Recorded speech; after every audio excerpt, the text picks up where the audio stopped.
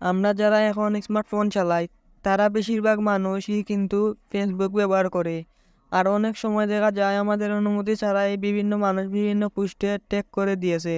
ওই পোস্টটাতে আপনি হয়তো ট্যাগ হতে চাননি, কিংবা পোস্টটা হয়তো একটু অশ্লীল, যেখানে আপনি বিরতকর পরিস্থিতিতে পড়ে যাচ্ছেন। আজকের এই ছোট্ট ভিডিওতে দেখাবো আপনার অনুমতি ছাড়া কিংবা কোনোভাবেই কেউ যেন কোনো পোস্টে ট্যাগ করতে না পারে, সেটার জন্য কি সেটিং করে নেবেন। Hello viewers, Assalamu alaikum. This is Kamran and welcome to my channel.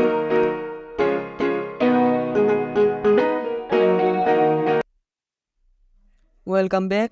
আমাদের মাঝে অনেকের কাছে মনে হতে পারে এটা একটা খুবই সিম্পল সেটিং, বাট এরকম অনেক মানুষ আছেন যারা জানেন না কিভাবে এই সেটিং অফ করতে হয়।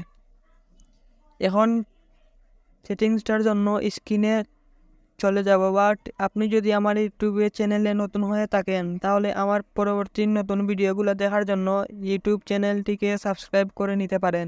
আর এই ভিডিওতে যদি ভালো লেগে থাকে তাহলে কিন্তু অবশ্যই একটা লাইক দেবেন।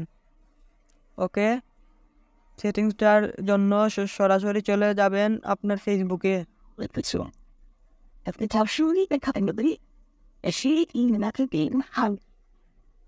তারপর ফেসবুকে যাওয়ার পরে এই থ্রি লাইন মেনুতে একটা ক্লিক করবেন। তারপর সেটিং অ্যান্ড প্রাইভেসিতে একটা টিপ দেবেন। তারপর সেটিংসে একটা টিপ দেবেন। তারপর নিচের দিকে একটু স্ক্রল করবেন। এই জেনে শো করতেছে profile and tagging.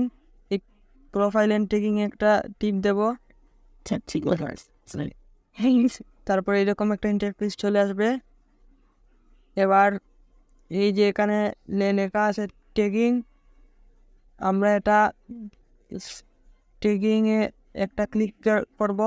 Friend of friend এখানে একটা ক্লিক করব। তারপর এটাকে অনলি মি করে দেব। অনলি মি করে দিলাম।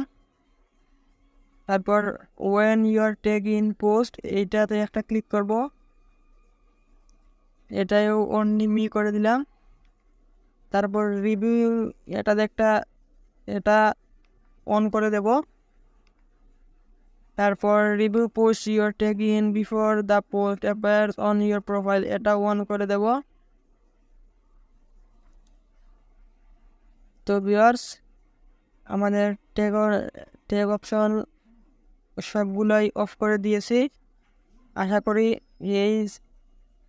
এইবার আর আপনাদেরকে কেউ ট্যাগ করতে পারবে না। এখন এই অপশনগুলো এভাবেই সেটিং করে নিলে কেউ আপনাকে ট্যাগ করলেও আপনার অনুমতি ছাড়া সেটা অন্য কেউ দেখতে পারবে না। আশা করি এই সেটিংসটা অনেকেরই উপকারে আসবে। ভিডিওটা ভালো লেগে থাকলে তাহলে একটা লাইক দিয়ে দেবেন। আপনার সাথে আমার দেখা হবে পরের ভিডিওতে। সে পর্যন্ত সবাই ভালো থাকবেন। আল্লাহ হাফেজ।